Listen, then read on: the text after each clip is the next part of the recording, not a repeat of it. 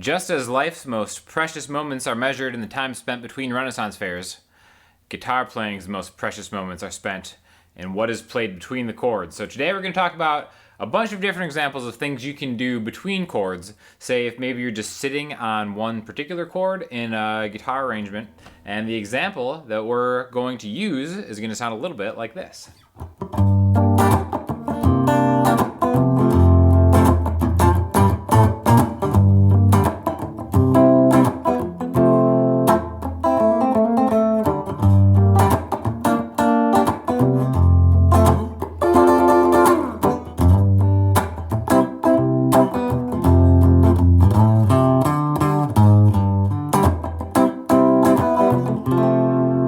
So we did a couple different things there.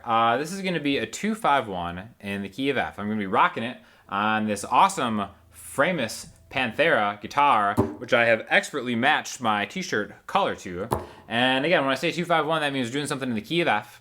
The second chord in the key of F is G minor, like this, 3E, 5A, 5D, then 3 all the way down the line. Sometimes you can play it like a G minor 7 or something like that. There's a bunch of different chord voicings which we're going to get into. Then we're going to go to the fifth chord in the key of F. F, G, A, B flat, C, which is right here. You can play it open C, however you want to do it. This works on acoustic or electric. I'm going to play either a C major chord bar chord, or if I'm getting feisty, this C dominant 9 chord, which is cool. It's like 3A, 2D, 3G, and 3B. You can even add the G on the third fret on the high string if you want.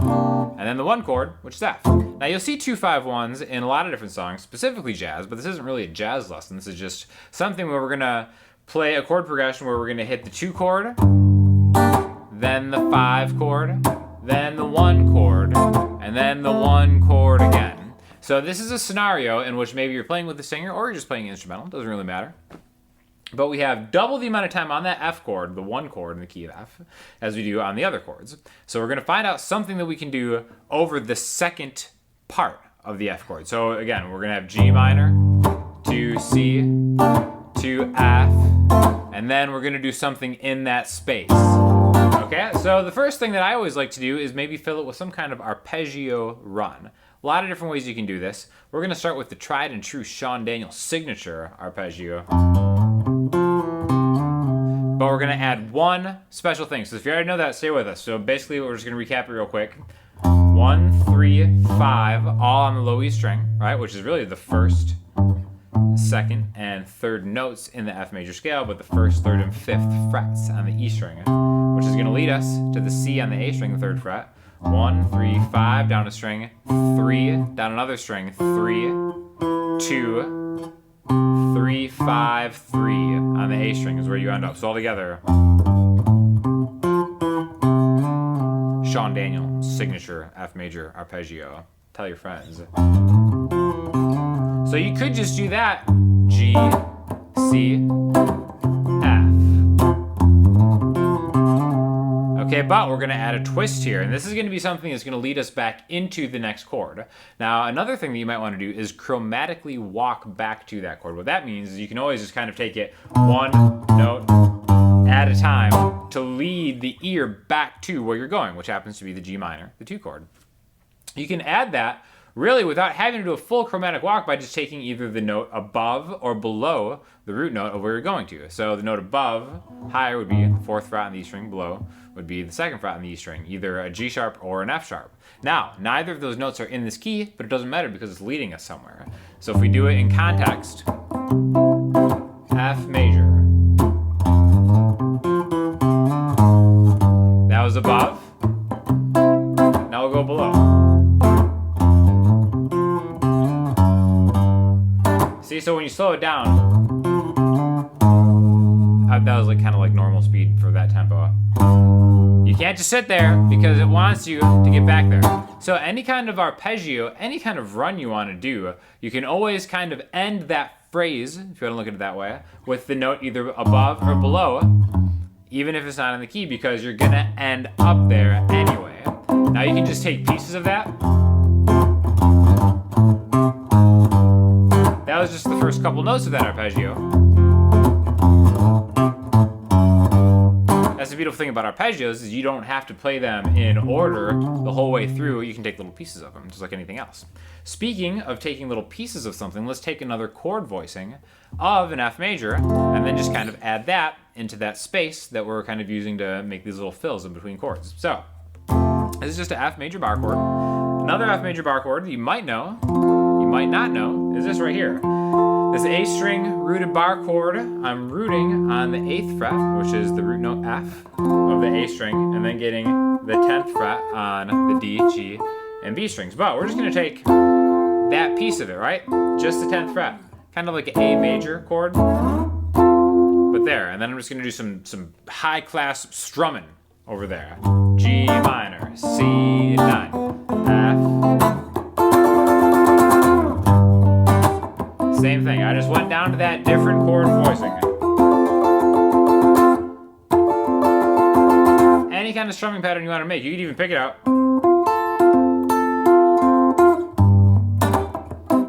I'm just thinking in chord voicings now. I can even combine it.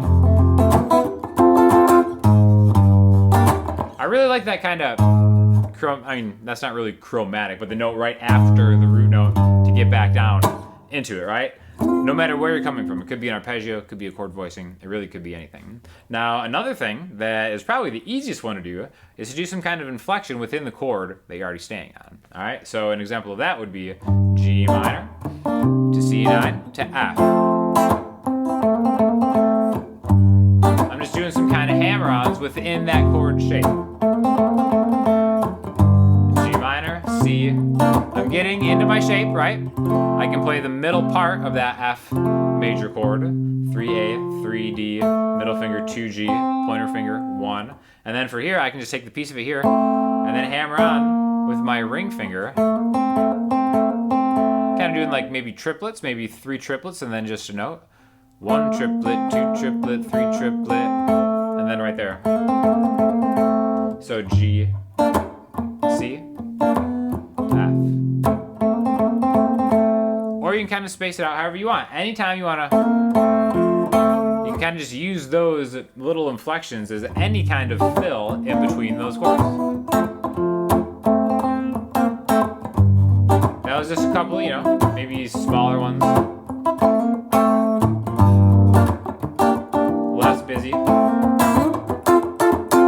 There's that inflection into a different chord voicing. Now we can combine it with that other note too, so.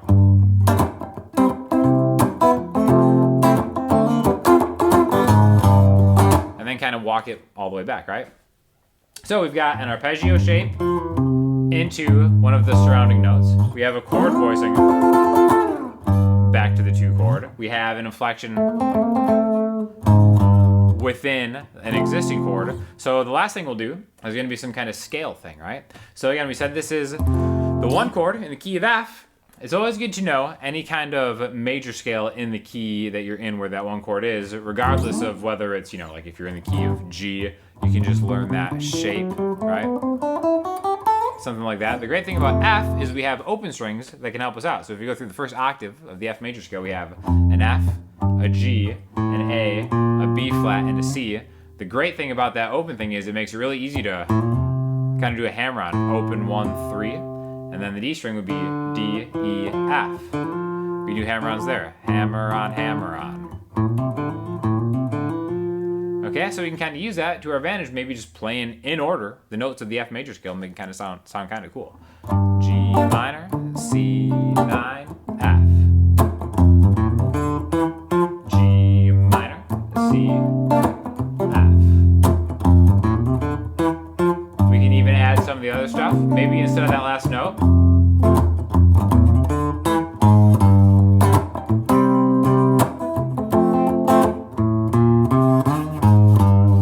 Really, taking any of those notes from the scale, from the arpeggio, from a different chord voicing, from an inflection, will all be perfectly valid things that you could do to kind of fill that space in between those chords and make it seem like you're doing something really fancy, but really you're just kind of playing over the 1 chord in that key. Now this works absolutely anywhere. All this stuff is totally movable. Let's do something in the key of A, where A is 1, so 2 would be B minor. 5 would be that, so it's same shape, but now I'm rooted on the 7th fret of the A string, so it's an E. Back to the A. 2, 5, 1, arpeggio. 2. Here's an A. We know a lower.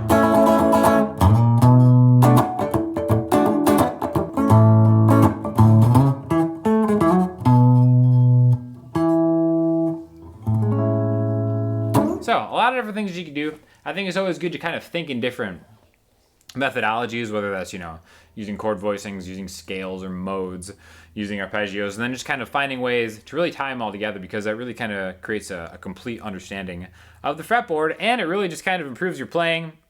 It helps you not get bored playing maybe kind of the same chords over and over again, and it really just kind of unlocks a lot of the roadmap that is the Framus Panthera guitar fretboard. So if you have any questions or comments, hit me up in the comment section, Instagram, Twitter, or the website. I'll talk to you all soon. Thanks a lot.